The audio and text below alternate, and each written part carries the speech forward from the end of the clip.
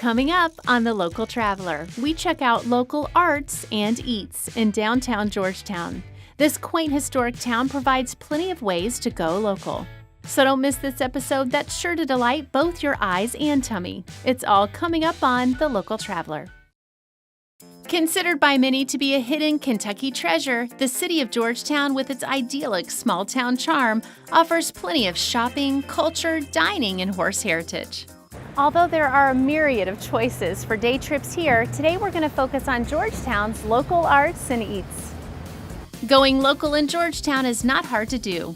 One place that features 100% local is High South Art House. This fine art gallery is also a working studio and specializes in fine arts and collectible works by native Kentucky artists who have deep roots to the bluegrass region. The owner is a Kentuckian herself, as well as an incredibly skilled artist, and you just might remember her from a previous show. I'm talking today with Margie and David Rigney, and they're the owners of High South Art House in Georgetown. Thanks for having us out today. Thanks for coming. I'm excited to be here. When you walk in, it's just so colorful and cheerful. You have a great shop here. Thanks. That's what way we want everyone to feel when they come in. Almost everybody that comes here says it's a happy place. And it feels like a happy place, and they come back often. Even if they don't buy anything, they'll come by and just walk through, because every 2 weeks we have almost a guarantee of 25% more inventory that's different than you came before. That's amazing. So it's always like a new place, a new shop. Yeah, it's a great turnover, really, too. It is, because we sell a lot of inventory because we offer a really high commission rate to our artists, so they can keep their prices at an affordable level to where you can come in and buy anything. And walk out with something. Well, and that's part of your mission, right, is to Right. make it accessible for everybody. Right. We didn't want people walking by and go, that's an art gallery. You know, it's too, I don't want to go in there, they're just going to be pushy. We wanted people to come in here and feel really at home. Well, talk to me about choosing those artists and just kind of the diversity that you showcase here. As much as choosing the work that's shown here, we like to make sure that the artist that is represented has done the work with passion. We don't want anything here that's a mass-produced type looking item. We want something Kentucky made by Kentucky artists. If the materials are used, we'd like them to be Kentucky made if we can. Well, and talk to me about the range of prices, because really there's something kind of for everybody. Right, so one of the things we wanted to do is we really wanted to make sure that our art house was affordable for everyone. And because we focus on local artists around Georgetown and Kentucky, we have everything from items from $3 to about $500. So it's very affordable to come in here and purchase either a unique print, a unique piece of ceramic work, a unique painting, something that no one else is going to have. And it's all local, and these are all artists that are right here, that, you know, these are your neighbors and the people that live down the street from you. So it helps to kind of support the arts here. It helps us to support Georgetown, downtown Georgetown, and we feel like we're contributing some to kind of that cultural uplift we get from supporting the arts. Well, why did you pick Georgetown to open up your shop? We love downtown because there's a certain energy downtown. We could go anywhere probably, but we wanted to be downtown because I love that rush and hustle. And we're right next to City Hall and the courthouse, so people sometimes just come to pay their taxes and they stop in. Maybe they want to relieve that stress from having paid their taxes and they just want to come in and kind of have a nice place to sit and look around, because we have a sitting area in the back. People can come in and just talk if they want to. Well, I love the way that it's arranged. I think Thanks. it's got a really visual, appealing sense about it, and that's probably partly because you're an artist yourself. Right, right. About 6 years ago, I started doing it professionally, or thinking of it in those terms. And then about 3 years ago, I mentioned to David, hey, I think I'd like to open up a gallery. And instead of saying we can't do that, he said, okay. Okay, let's do that. And I said, well, the worst thing that happens is we do it for a year, and then it doesn't work. But so far, we've done really well. It's been much needed here. Well, I understand today you've got some fabulous artists coming in to demonstrate. Right. Katie Logan, she's our watercolor feature artist. Then we have Amanda Christensen. She is our potter. She uses a lot of Kentucky clay and does all of her work from her home. And then we have Nick Arlinghouse and Ryan Corrigan, and they're going to show us their work with Lakeside Woodworks. I'm so excited. One of the notable features of High South Art House is their passion for art education. In addition to art instruction offered here monthly, the gallery also showcases art being created on premise, so visitors can see firsthand the creation phase of work. Today we have the treat of seeing several of the gallery's finest artists in action. One such artist, Lexington native Katie Logan, is a self-taught, realistic impressionist and often paints with watercolors and acrylics. Katie works on a different series every year and has painted everything from flowers to automobiles, but her favorites are landscapes. I like painting landscapes, and it's much different than the flowers and the fruits and everything that I work on. So I've got a few that I've done that are roses, and right now I'm working on this hydrangea piece just because it's the season for it, and the colors just really inspire me this time of year, especially with flowers. They're just so hybrid, and they're very alive and fun.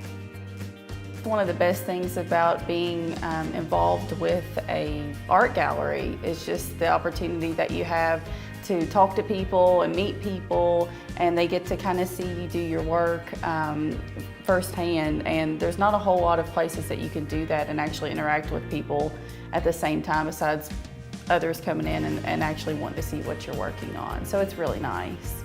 Also working at the gallery today is Nick Arlinghouse from Lakeside Woodworks. This talented woodworker makes custom furniture, displays, and decor, which is often made with local Kentucky bourbon barrels.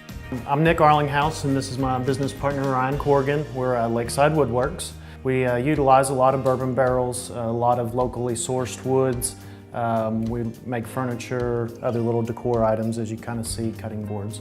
The table that we brought in today is out of black walnut, and the design is called a waterfall design, which highlights the grain as it moves across the wood. It continues down each of the legs. We really enjoy using the beauty of the wood to highlight the piece versus adding anything extra. We like to use reclaimed woods as well as natural edged slabs that we can source locally. From fine arts to woodworking to pottery, High South Art House has a little bit of everything. Amanda Pemberton Christensen is a whimsical potter who specializes in ceramic owls. Well, I'm an art teacher at Henry Clay High School, so pottery is kind of my niche. I teach Art 1 and pottery, so a lot of the projects that I teach, I kind of do myself, and so I'm teaching them not only to learn how to do the art, but that they can do it in their life as well and sell it. I tend to do a lot of nature, flowers with the wine chillers, but I also do a lot of prints.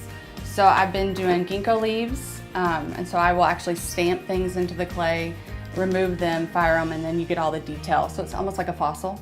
When you're making art, it's very personal, so you get to share that in the process with people. Margie's wonderful. It's like a little community here, you know, it's a family, and she helps inspire us as we go. From fine arts to woodworking to pottery, High South Art House has a little bit of everything. During a visit here, not only will you be delighted by high-quality local art, but you'll also likely discover a unique gift or two. One such item is the gallery's reclaimed wine bottle art. The wine bottles are donated by Galvin's Restaurant, which happens to be right next door, and is a favorite spot among locals for their standout dishes. Hungry yet? Well, when we come back, we'll check out another local favorite spot in Georgetown. We're getting our local fix in downtown Georgetown, checking out some top-notch local arts and eats. We started our day on Main Street near the Courthouse Square at High South Art House, where we talked with several talented artists who are 100% local. Seeing their hard work in action worked up quite an appetite, so next we head less than a half a mile south to another local Georgetown favorite. This seasonal kitchen and craft bar employs a scratch Southern-style menu that highlights fresh ingredients through old-world techniques. They're also all about local, as their name implies. I'm here today talking with Justin Thompson, and he's the owner and chef at Local Feed in Georgetown. Thanks for having us out today. Absolutely, thanks for coming. Well, I'm excited to be here because when you walk in the building, you can tell it has a story. It does, actually. It's not just this building. The entire block has a great story. This building was first built in 1880. It was built to be the ice house for the entire county, so they housed and produced 300-pound blocks of ice. And directly across the street is Royal Spring Park. It's where Royal Spring is. It's a huge spring, and it's actually why Georgetown was founded and settled as a community, and where Elijah Craig first pulled water to make bourbon for the first time. Wow, there is a lot of history there. Quite a bit, quite a bit. Well, that's great, and I know the city of Georgetown is really excited to have you all because you're doing something a little different for the community. I think that the biggest thing that we wanted to do coming here was to make Georgetown a culinary destination.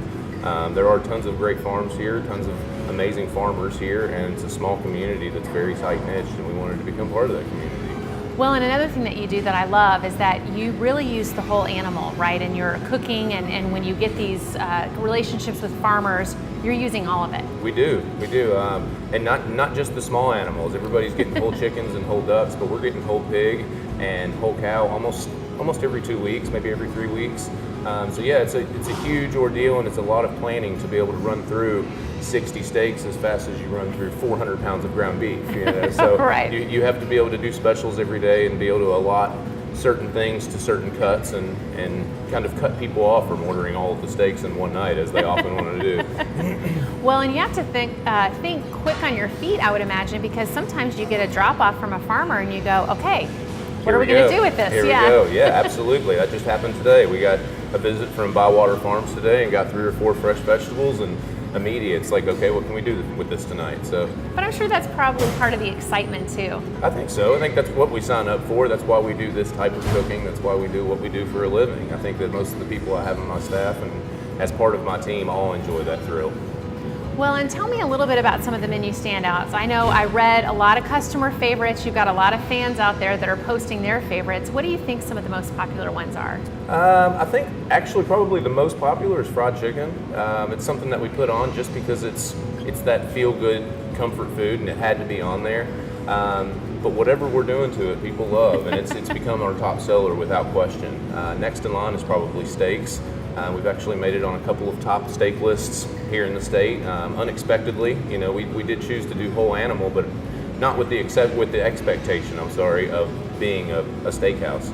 Yeah, well, and the thing is that you're doing it the old-fashioned way, and I bet that's why people are resonating with it, because you're not cutting corners, you're taking the time that it needs to be taken, and you're giving it that attention to detail. I guess people can really taste the difference. Right, and that's exactly why we do it. I mean, especially when you say something like that, it takes me to like our burger or our bratwurst. You know, a burger is a very common thing, but we make all of our own buns, grinding our own meat, making all of our own condiments.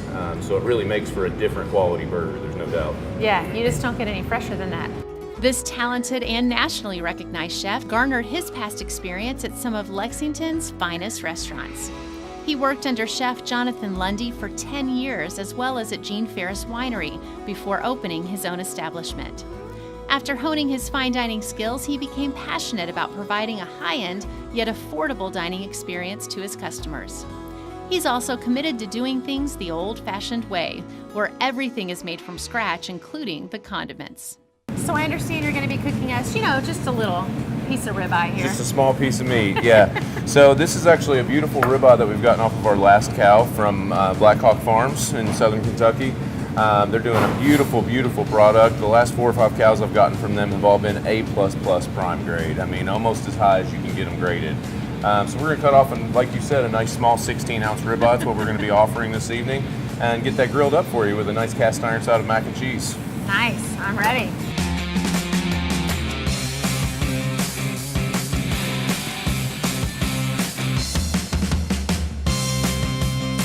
Open for dinner and weekend brunch, Local Feed prides itself on its homemade farm-to-table concept. However, the local goodness doesn't end there. They've also got a craft bar with an ever-growing bourbon list. Bar manager Skip Brewer shows us a few of their unique craft cocktails. I'm talking with bar manager Skip Brewer today about the wonderful craft cocktails that you all are doing. We're really focused on classic cocktails, sticking with the basics, old fashions, Manhattans, mint juleps, daiquiris, things made correctly, a focus on fresh ingredients. You utilize some local ingredients too. I know you're going to make a cocktail for us. Yes, I am. Tell me a little bit about that. The drink I'm going to make you tonight is one of our cocktails called the Hellfire and Limestone. It uses Buffalo Trace bourbon, L81, a homemade ginger syrup, and habanero shrub bitters.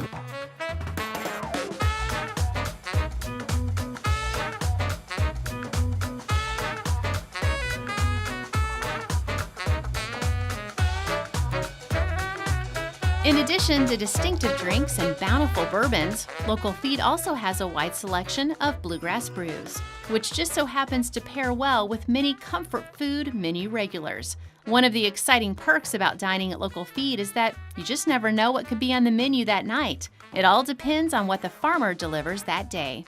It just doesn't get any fresher or more local than that. Gaining an appreciation for Georgetown is not hard to do thanks to the historic downtown section where over 200 buildings are on the National Register of Historic Places. Going local is also not hard to do thanks to High South Art House and Local Feed.